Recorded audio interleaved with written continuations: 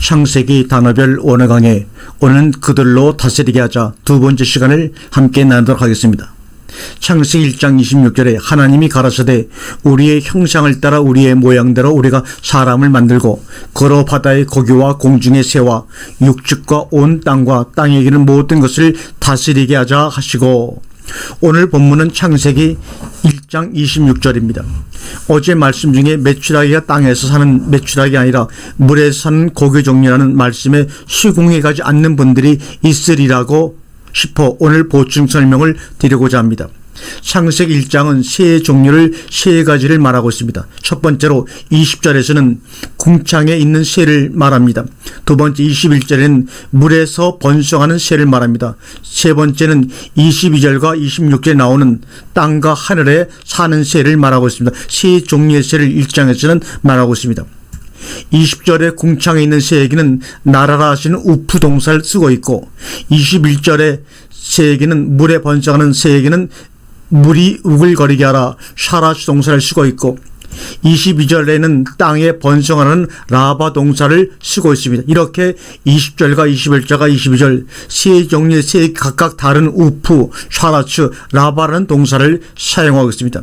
이는 분명 물이 우글거리게 하는 날새와 땅에 번성케 하는 공중의 새와 차별을 두시는 말씀이죠. 성경에 나오는 새는 대부분이 공중의 새를 말하고 있습니다. 그러나 창세기 1장 21절이 말하는 물이 우글거리게 하는 새는 시편 78편 27절에만 나옵니다. 한번 읽겠습니다. 저희에게 고기를 티끌같이 내리시니 곧 바다 모래 같은 나는 새라, 이렇게 말합니다. 소위 메추라기로 번역된 이것은 창세기 1장 21절에 생긴 물에서 사는 것이 분명합니다. 주님은 세상에 계실 때 떡과 생선으로 식사를 많이 하신 것으로 기록에 나타납니다. 한번 그 기록을 읽어볼까요? 마태복음 15장 34절에 예수께서 가라사대 너희에게 떡이 몇 개나 있느냐?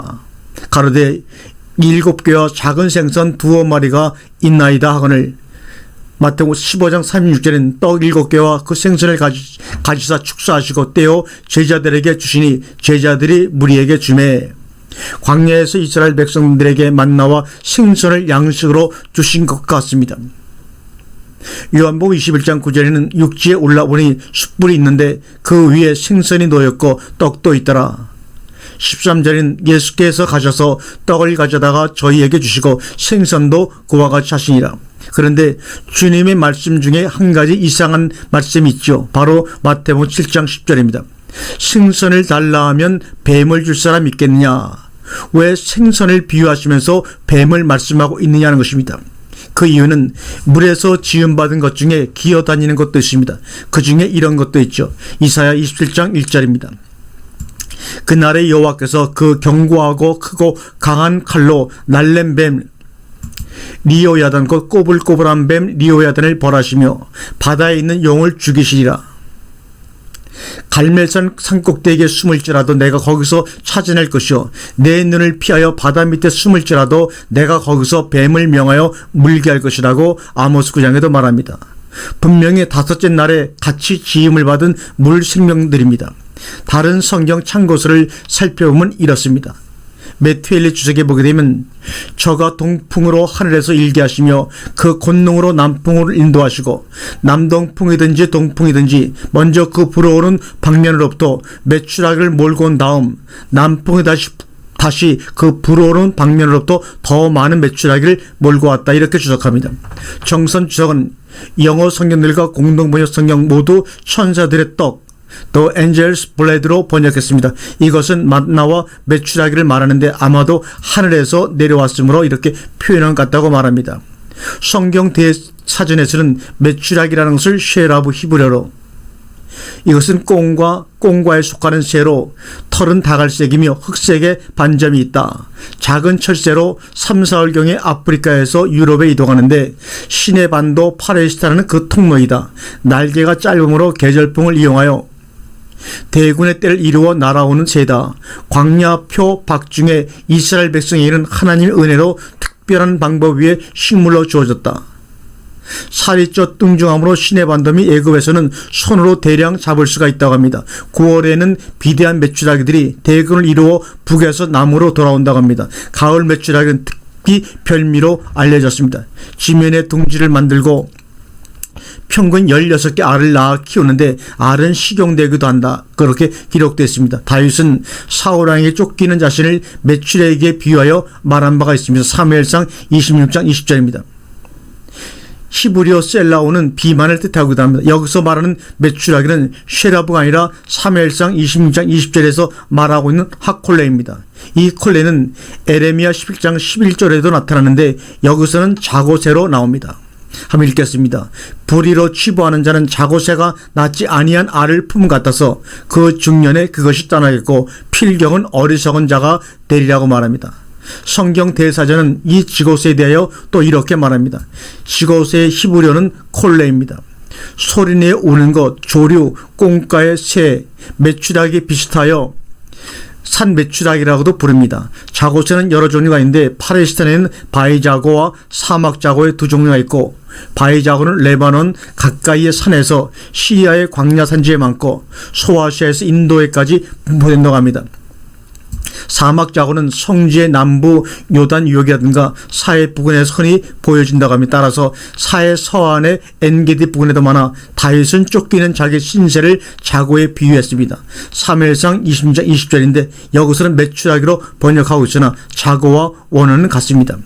이것은 끈질기게 따라가서 막대로 때려잡는 방법에 관련시게 한 표현입니다. 자고는 일시에 알을 여러 개 품고 있는 데서 다른 새의 알을 훔친다는 속신도 있었습니다. 그러나 자고는 한 배에 산란수가 아주 많은 것이 사실로서 유대 광야에서는 26개 알이 한 둥지에서 발견된 일도 있는 것으로 알려지고 있습니다. 자고로 번역된 히브리어 명사는 코레입니다. 그런데 중요한 것은 바로 그 다음입니다. 시편 78편 27절에 저희에게 고기를 티끌같이 내리시니 곧 바다 모래 같은 나는 새라. 고기를 티끌같이 바다에 나는 새를 모래같이 저희들이 위해 비 내리게 하시니라. 여기서 티끌 같다는 히브리어로 케 아파르이고 모래 같다는 히브리어로 케오르입니다. 아파르는 바로 이런 것입니다. 창세기 2장 7절에 여호와 하나님이 흙으로 아파르로 사람을 지으시고 생기를 그 코에 불어넣으시니 사람이 생명이 된지라. 창세기 3장 14절에 여호와 하나님이 뱀에게 이르시되 내가 이렇게 하였으니 내가 모든 육축과 들의 모든 짐승보다 더욱 저주를 받아 배로 다니고 종신토록 아파르를 먹을지니라. 3장 19절입니다. 내가 얼굴에 땀을 흘려야 식물을 먹고 필경은 아파르로 돌아가리니 그 속에서 내가 취함을 입었음이라. 너는 흙이니 흙으로 돌아갈 것이니라 하시니라. 모두가 다 아파르입니다. 그런데 창세기 26장에서는 하나님께서 아브라함에게 이렇게 약속하십니다. 13장 16절입니다. 내가 내 자손으로 땅에 티끌 같게 하리니 사람이 땅에 티끌을 능히 셀 수 있을 텐데 내 자손도 세리라. 창세기 28장 14절에 내 자손이 땅에 티끌같이 되어서 동서남북에 편만할지며 땅의 모든 족속이 너와 내 자손을 인하여 복을 얻으리라. 여기서도 케 아파르입니다. 욥은 욥기서에서 이렇게 단식합니다. 33장 6절입니다. 나와 내가 하나님 앞에서 일반이니 나도 흙으로 지으심을 입었은즉 욥도 여기서 흙은 바로 아파르를 말하고 있습니다.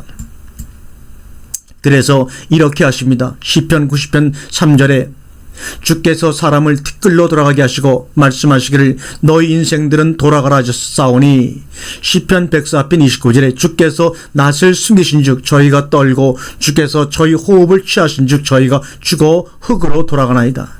시편 146편 4절입니다. 그 호흡이 끊어지면 흙으로 돌아가서 당일에 그 도모가 소멸하리로다. 이것이 바로 인생의 마지막입니다. 전도서 3장 20절에는 다 흙으로 말미암았으므로 다 흙으로 돌아가니 다 한 곳으로 가거니와. 그래서 이렇게 하라고 주님은 우리에게 말씀하십니다. 전도서 12장 7절에 흙은 여전히 땅으로 돌아가고 신은 그 주신 하나님께로 돌아가기 전에 기억하라. 이사야 26장 19절에 주의 죽은 자들은 살아나고 우리의 시체들은 일어나리이다. 티끌에 거하는 자들아 너희는 깨어 노래하라. 주의 이슬은 빛난 이슬이니 땅이 죽은 자를 내어 놓으리로다. 다니엘서 12장 2절에는 땅의 티끌 가운데서 자는 자 중에 많이 깨어 영생을 얻는 자도 있겠고 수욕을 받아서 무궁히 부끄러움을 입을 자도 있을 것이며, 그런데 시편 78편은 그 티끌이 아직은 먹을 만한 싱싱한 고기라고 말하고 있습니다. 이런 말씀은 어떻게 생각하시나요? 호세아서 8장 13절입니다.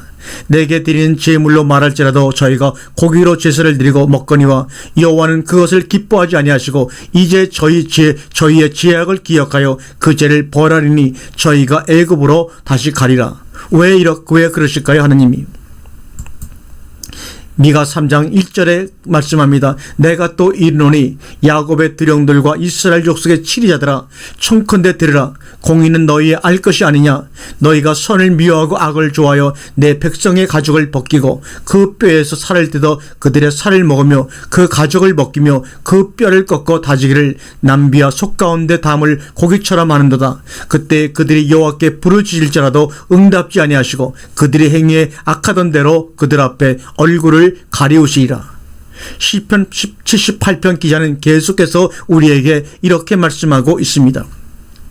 저희가 그 욕심에서 떠나지 아니하고 저희 식물이 아직 그 입에 있을 때 하나님이 저희를 대하여 노를 바라사 저희 중에 살찐 자를 죽이시며 이스라엘의 청년을 쳐 엎드려 때리셨도다. 그럴지라도 저희가 오히려 범죄하여 그의 기사를 믿지 아니하였으므로 하나님이 저희 날을 헛되이 보내게 하시며 저희 해를 두렵게 지내게 하셨도다. 하나님이 저희를 죽이실 때 저희가 그에게 구하며 돌이켜 하나님을 간절히 찾았고 하나님이 저희의 반석이시오 지존하신 하나님이 저희 구속자이심을 기억하였도다.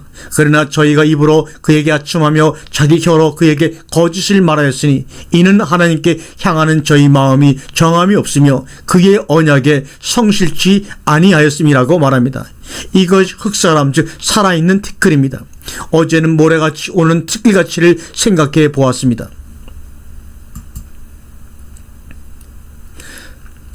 고린도전서 15장 39절에 육체는 다 같은 육체가 아니니 하나는 사람의 육체요 하나는 짐승의 육체요 하나는 새의 육체요 하나는 물고기 육체라고 말합니다. 야고보 3장 7절에는 여러 종류의 짐승과 새며 벌레와 해물은 다 길들므로 사람에게 기들거니와, 창세기 7장 23절은 지면의 모든 생물을 쓸어버리시니 곧 사람과 짐승과 기는 것과 공중의 새끼라. 이들은 땅에서 쓸어버림을 당하였을 때 홀로 노아와 그와 함께 방주에 있던 자들만 남았다라고 말합니다. 에스겔서 38장 20절입니다. 바다의 고기들과 공중의 새들과 들의 짐승들과 땅에 기는 모든 벌레와 지면에 있는 모든 사람이 내 앞에서 떨 것이며 모든 산이 무너지며 절벽이 떨어지며 모든 성벽이 땅에 무너지리라. 스바냐 1장 3절에 내가 사람과 짐승을 진멸하고 공중의 새와 바다의 고기와 거치게 하는 것과 악인들을 아울러 진멸할 것이라. 내가 사람을 지면에서 멸절하리라. 나 여호와의 말이니라. 욥기서 35장 10절입니다. 나를 지으신 하나님 곧 사람으로 밤중에 노래하게 하시며 우리를 교육하시기를 땅의 짐승에게 하심보다 더하게 하시며 우리에게 지혜 주시기를 공중의 새에게 주심보다 더하시는 이가 어디 계신가 말하는 자가 한 사람도 없구나. 방금 읽은 이상의 말씀들은 한결같이 창세기 1장 26절에 있는 네 가지 육체를 말하고 있습니다. 그 중에서 특히 우리는 고린도전서 15장의 말씀을 주목할 필요가 있습니다. 우리가 잘 아는 대로 고린도전서 15장은 부활장입니다. 부활을 말씀하시는 자리에서 왜 이 네 가지 육체가 등장하느냐 하는 것입니다. 네 가지 육체는 이렇게 시작하고 있습니다. 고린도전서 15장 35절과 38절까지 읽겠습니다. 누가 묻기를 죽은 자들이 어떻게 다시 살며 어떠한 몸으로 오느냐 하리니 어리석은 자여 너의 뿌리는 씨가 죽지 않으면 다시 살아나지 못하겠고 또 너의 뿌리는 것은 장래 형체를 뿌리는 것이 아니요 다만 밀이나 다른 것의 알갱이 뿐이로되 하나님이 그 뜻대로 저에게 형체를 주시되 각 종자에게 그 형체를 주시느니라. 어떻게 다시 살며 어떠한 몸으로 오느냐? 어떻게 다시 살며는 씨 뿌림으로 어떠한 몸은 각 종자에게 그 형체를 주시느니라고 말합니다. 즉 요약하면 씨와 형체입니다. 씨로 말미암은 형체를 가진 것만 그 씨로 말미암아 다시 살고 그 씨에 따라 형체를 갖게 된다고 말합니다. 그러나 네 이상의 네 가지 육체는 육체는 씨로 된 것들이 아니고 다 만드신 것들입니다. 창세기 1장 25절 보니까 하나님이 땅의 짐승을 그 종류대로, 육축을 그 종류대로, 땅에 기는 모든 것을 그 종류대로 만드시니 하나님이 보시기에 좋았더라. 창세기 2장 7절입니다. 여호와 하나님이 흙으로 사람을 지으시고 생기를 그 그에 불어넣으시니 사람이 생명이 된지라.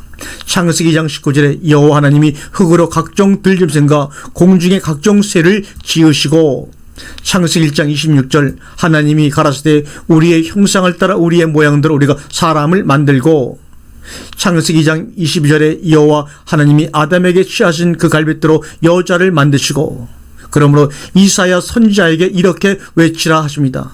이사야 40장 6절에 말하는 자의 소리여 가로되 외치라. 대답하되 내가 무엇이라 외치리이까. 가로되 모든 육체는 풀이요 그 모든 아름다움은 들의 꽃 같으니. 그러므로 모든 육체는 풀과 같고 그 모든 영광이 풀의 꽃과 같으니 풀은 마르고 꽃은 떨어지되 열매가 없으니 씨가 없습니다. 고린도서 15장 20절에 그러나 이제 그리스도께서 죽은 자 가운데서 다시 살아 잠자는 자들의 첫 열매가 되셨도다. 씨와 열매가 있어 대를 이어 내려가면 그것이 바로 톨레톨의 족보가 되는 것입니다. 마태복음 1장 1절에 아브라함과 다윗의 전 예수 그리스도의 세계라. 씨로 번식하지 못하면 뿌리라도 보존해야 합니다. 로마서 11장 18절에 그 가지들을 향하여 자긍하지 말라. 자긍할지라도 내가 뿌리를 보존하는 것이 아니요 뿌리가 너를 보존하는 것이니라.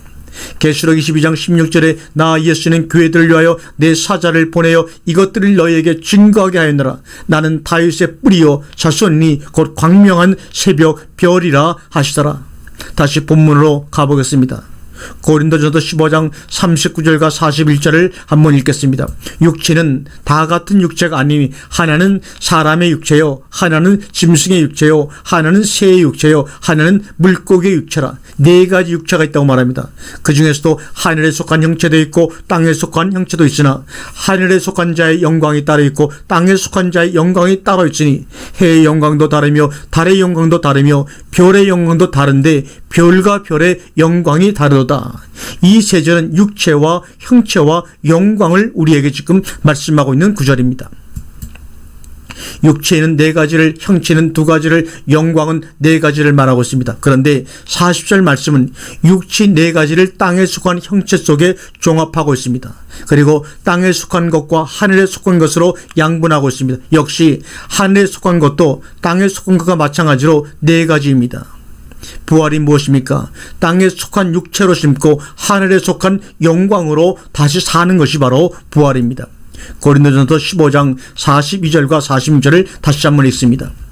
죽은 자의 부활도 이와 같으니 썩을 것으로 심고 썩지 아니할 것으로 다시 살며 욕된 것으로 심고 영광스러운 것으로 다시 살며 약한 것으로 심고 강한 것으로 다시 살며 육의 몸으로 심고 신령한 몸으로 다시 사나니 육의 몸이 있은즉 또 신령한 몸이 있느니라. 기록된 바 첫사람 아담은 산 영이 되었던 것 같이 마지막 아담은 살려주는 영이 되었나니 그러나 먼저는 신령한 자가 아니요 육 있는 자요 그 다음에 신령한 자니라. 그러면 육 있는 자는 누구고 신령한 자는 누구입니까? 고린도전서 15장 47절과 49절을 읽겠습니다. 첫사람은 땅에서 났으니 흙에 속한 자이거니와 둘째 사람은 하늘에서 나셨느니라. 무릇 흙에 속한 자는 저 흙에 속한 자들과 같고 무릇 하늘에 속한 자는 저 하늘에 속한 자들과 같으니 우리가 흙에 속한 자의 형상을 입은 것 같이 또한 하늘에 속한 자의 형상을 입으리라. 첫사람은 창세기 2장의 아담이고 둘째 사람은 창세기 1장 27절에 창조함을 받은 자입니다. 로마서 5장 14절에 아담은 오실 자의 표상이라고 우리에게 말하고 있습니다. 첫사람은 땅에서 났으니 흙에 속한 자이거니와 둘째 사람은 하늘에서 나셨느니라. 그래서 무릇 흙에 속한 자는 저 흙에 속한 자들과 같고 무릇 하늘에 속한 자는 저 하늘에 속한 자들과 같으니 현재는 그렇습니다. 그러나 언젠가는 반드시 이렇게 되어야 합니다. 우리가 흙에 속한 자 형상을 입은 것 같이 하늘에 속한 자 형상을 입으리라. 반드시 이렇게 되어야 할 이유가 바로 고린도전서 15장 50절의 이유입니다. 형제들아 내가 이것을 말하노니 혈과 육은 하나님의 나라를 유업으로 받을 수 없고 또한 썩은 것은 썩지 아니하는 것을 유업으로 받지 못합니다. 그래서 하늘에 속한 형상을 입어야 합니다. 그러면 우리는 어떻게 되는 것입니까? 바로 그것도 고린도전서 15장 51절과 54절에 나와 있습니다. 보라, 내가 너에게 비밀을 말하노니 우리가 다 잠잘 것이 아니요 마지막 나팔의 순식간에 호련히 다 변하리니 나팔 소리가 나며 죽은 자들이 썩지 아니할 것으로 다시 살고 우리도 변하리라. 이 썩을 것이 불가비를 썩지 아니할 것을 입겠고 이 죽을 것이 죽지 아니함을 입으리로다. 이 썩을 것이 썩지 아니함을 입고 이 죽을 것이 죽지 아니함을 입을 때에는 사망이 이김에 삼킨바되리라고 기록된 말씀이 응하리라고 말합니다. 그러므로 이제 우리는 어떻게 해야 합니까?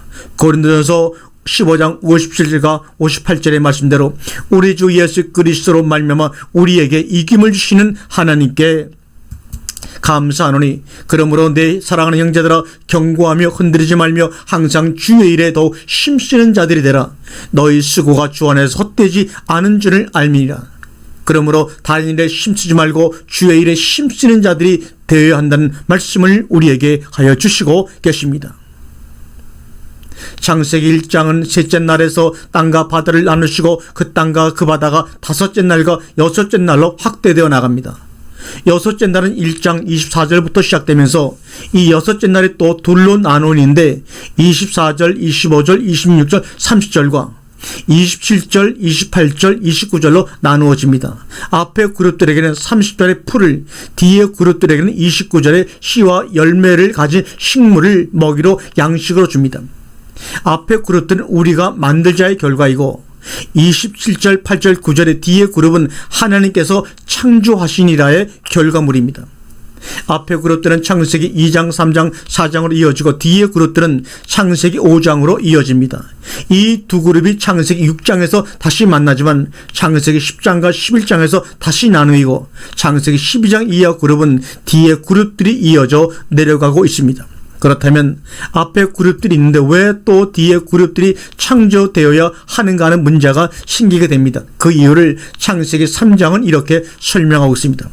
3장 22절입니다. 여호와 하나님이 가라사대 보라 이 사람이 선악을 아는 일에 우리 중 하나같이 되었으니 여기서 우리 중 하나같이 되었으니를 주목해 보아야 할 것입니다. 여기에 나온 우리는 창세기 1장 26절에 등장하는 우리가 만들고의 우리인 것입니다. 창세기 3장 1절은 이렇게 적고 있습니다. 여호와 하나님의 지으신 들짐승 중에 뱀이 가장 간교하더라. 여호와 하나님의 지으신 들짐승, 창세기 2장은 이 부분을 이렇게 적고 있습니다. 2장 19절이죠. 여호와 하나님이 흙으로 각종 들짐승과 공중의 각종 새를 지으시고 이때 만들어진 가운데 일부가 창세기 3장에 등장하는 뱀입니다. 그런데 그 배우가 우리 중 하나인 것입니다. 그 우리 중 하나의 형상과 모양이 선악과 속에 당겨져 뱀의 미혹 작전을 통해 여자를 거쳐 아담에게까지 이르게 된 것입니다. 그래서 우리 중 하나의 형상과 모양을 담은 켄 엘로힘이 된 그들을 하나님은 저주하신 것입니다. 여기서 켄 엘로힘은 다른 하나님이란 뜻입니다. 뱀은 강교하지만 어리석게도 그 사실을 이렇게 다 털어놓습니다. 창세기 3장 5절입니다. 너희가 그것을 먹는 날에는 너희 눈이 밝아 하나님과 같이 되고 하나님 같이 된다는 말이 바로 여기에 켄 엘로힘입니다. 선악을 알 줄을 하나님이 아심이니라. 하나님과 같이 되어의 히브리어 켄 엘로힘은 우리 중 하나의 형상과 모양을 닮았다는 말입니다. 그러므로 뱀이 여자에게 한 말은 거짓이 아닙니다. 다만 하나님이 다를 뿐입니다. 어떻게? 켄 엘로힘은 창세기 1장 26절에 우리가 만들고 때에 거기 있던 우리 중 하나와 창세기 1장 27절에 하나님이 창조하시나의 하나님이 다릅니다. 뱀은 그 두 하나님 즉 켄 엘로힘과 엘로힘 사이를 이간시키고 아담을 통한 인류를 자기 손아귀에 잡아 넣으려는 시도를 한 것입니다. 그 옛뱀 마귀는 마태복음 4장에 나타나서 그 시도를 두 번째 아담이신 주님께 또 시도를 했던 것입니다. 그러나 주님은 나의 자기 앞에서 자신을 시험한 그 켄 엘로힘을 따르지 않고 엘로힘을 섬기고 경배했던 것입니다. 만약에 창세기 1장 26절로 끝나버렸다면 우리에게 구원이란 기대할 수가 없고 그 참담함이란 생각하기도 싫은 그런 삶이었을 것입니다. 그러나 켄 엘로힘의 계획이 완전히 무산되고 끝난 것이 아닙니다. 제3차 시도가 아직 남아 있습니다. 그래서 그들로 다스리게 하자 하신 내용이 창세기 1장 26절과 28절의 내용이 다른 것입니다. 어떻게 다른가를 이제부터 한번 살펴보도록 하겠습니다. 하나님께서 창조하신 것 중에 특별히 축복을 받은 대상이 다섯째 날과 여섯째 날의 두 대상들이란 말씀은 이미 드린 바 있습니다. 너희는 생육하고 번성하여 충만하라 까지는 같습니다. 그러나 그 다음 축복이 특이합니다. 하나님께서 어떤 대상을 축복하실 때 히브리 오탐과 에트를 사용하십니다. 그것도 단 한 번만 말이죠. 창세기 1장 22절에서 다섯째 날 창정을 받은 대상들 축복하실 때도 오탐을 축복하시면서 에트를 한번 사용하셨고, 창세기 1장 28절에서도 오탐을 축복하시며 에트를 사용하십니다. 22절에서는 여러 바다 물을 말씀하시며 에트를 쓰시고 28절에서는 그 땅을 말씀하시며 에트를 쓰셨습니다. 그런데 22절은 그것으로 축복의 말씀이 끝나버렸고 28절은 두 가지가 더 있습니다. 그 땅을 정복하라와 너희가 다스리라입니다. 이 부분이 다섯째 날과 다른 것입니다. 여기 나오는 에트란 이 말을 우리가 나중에 개별적으로 여러분에게 설명을 드려야지만 제가 지금 말씀한 내용들을 쉽게 이해가 있고 오늘은 그냥 넘어가도록 하겠습니다. 왜 이 부분을 강조하는가? 지금 여섯째 날 중에 다른 것을 말하고 있지 아니한가라고 물으실 것입니다. 계시록은 다섯째 날에 창조와 축복을 받은 그 대상들이 그들에게 허락한 축복의 한계를 넘어 그 땅을 정복하라를 어기고 바다에서 땅으로 기어 오르고 있다는 것을 말씀드리려고 하는 것입니다. 그래서 28절은 특별히 너희는 그 땅을 정복하라고 하신 것입니다. 그리고 너희는 그 땅을 정복하라고 말씀하신 것은 다섯째 날을 염두에 두고 하신 말씀이라는 것도 여러분 기억하시기 바랍니다. 그러고도 축복은 하나가 더 남아 있습니다. 너희가 다스리라입니다. 이 말씀은 26절을 염두에 두고 하시는 말씀이라는 것을 말씀드리고자 하는 것입니다. 26절과 28절에 다스릴 대상 중에 같은 것은 바다의 고기와 공중의 새는 같습니다. 26절은 여기에다가 육축과 그 땅 안에 있는 모든 것과 그 땅 위에 기어다니는 모든 것으로 나오는데 28절은 단순히 그 땅 위에 기어다니는 모든 생물로 표현되고 있습니다. 여기에 생물로 번역된 단어가 히브리어는 하야입니다. 다시 말해서 앞에서 자주 말씀드렸던 네페시 하야 할 때 그 하야입니다. 이 하야 속에는 창세기 2장에서 지음받은 아담을 비롯한 하나님 만드신 모든 것들이 포괄적으로 포함되어 있다는 것을 암시하는 구절입니다. 다시 말씀드리자면 26절의 땅 위에서 사는 네페시 하야 그룹 전부가 여기에 포함된 것들입니다. 이 네페시 하야는 1장 20절에 물에서 사는 부리와 1장 24절에 땅 위에서 사는 부리로 나누어집니다. 28절은 바다와 하늘과 땅을 통틀어 말하면서 바다는 고기, 하늘은 새, 그리고 땅은 기어다니는 모든 생물 하야를 말하고 있는 것입니다. 창세기 1장 30절은 이 네페시 하야 그룹들의 식물로 푸른 풀을 줍니다. 그런데 저주받은 아담에게 이것을 줍니다. 3장 18절이죠. 땅이 내게 가시던 물과 엉겅퀴를 낼 것이라. 너희 먹을 것은 밭의 채소인즉, 밭의 채소 즉 히브리어로 에세브입니다. 왜냐하면 에덴 동산을 비롯해 그 안에서는 뱀을 다스리지 못했기 때문입니다. 네페시 하야는 그것들을 다스릴 수가 없습니다. 베드로도 수탁에게 책망을 들었고 발람 선지는 나귀에게 야단을 맞았습니다. 요나는 큰 물고기의 도움을 받을 정정 다스리지 못했으나 주님은 광야에서 금식하실 때 들짐승과 함께 계셨고 아무도 타보지 아니한 길들여본 바 없는 어린 나귀가 등에 주님을 모셨고 엘리야는 까마귀가 주방장 노릇을 했고 다니엘을 사자가 지켜주었으며 삼손도 그리했던 것입니다. 다스리는 자가 따로 있습니다. 로마서 5장 11절에 한 사람의 범죄로 인하여 사망이 그 한 사람으로 말미암아 왕노릇하였은즉 더욱 은혜와 의의 선물을 넘치게 받은 자들이 한 분 예수 그리스도로 말미암아 생명 안에서 왕노릇하리로다. 계시록 5장 10절에 저희로 우리 하나님 앞에서 나라와 제사장을 삼으셨으니 저희가 땅에서 왕노릇하리로다 하더라. 계시록 11장 15절에 일곱째 천사가 나팔을 불매 하늘에 큰 음성들이 나서 가로되 세상 나라가 우리 주와 그 그리스도의 나라가 되어 그가 세세토록 왕노릇 하시리로다. 계시록 11장 17절에 가로되 감사옵나니 옛적에도 계셨고 시방도 계신 주 하나님 곧 전능하신 이여 친히 큰 권능을 잡으시고 왕노릇 하시도다 라고 성경은 우리에게 다스린 자가 따라주심을 말씀하고 있습니다. 계시록 20장 4절엔 또 내가 보좌들을 보니 거기 앉은 자들이 심판하는 권세를 받았더라. 또 내가 보니 예수의 증거와 하나님의 말씀으로 인하여 목게임을 받은 자의 영혼들과 또 짐승과 그의 우상에게 경배하지도 아니하고 이마와 손에 그의 표를 받지도 아니한 자들이 살아서 그리스도로 더불어 1000년 동안 왕노릇하니. 계시록 20장 6절입니다. 이 첫째 부활에 참여하는 자들은 복이 있고 거룩하도다. 둘째 사망이 그들을 다스리는 권세가 없고 도리어 그들이 하나님과 그리스도의 제사장이 되어 1000년 동안 그리스도로 더불어 왕노릇하리라. 계시록 20장 5절에 다시 밤이 없겠고 등불과 햇빛이 쓸데없으니 이는 주 하나님이 저희에게 비추심이라. 저희가 세세토록 왕노릇하리로다. 이들이 바로 창세기 1장 27절에서 창조함을 받고 28절에 다스림의 축복을 받은 자들입니다. 이왕 할 바에는 왕노릇을 하시기 바랍니다. 세상에 대통령 노릇 하지를 말고 이 땅에 하나님이 주신 이 우주 가운데 영원한 왕노릇하기를 주님의 이름으로 축원합니다.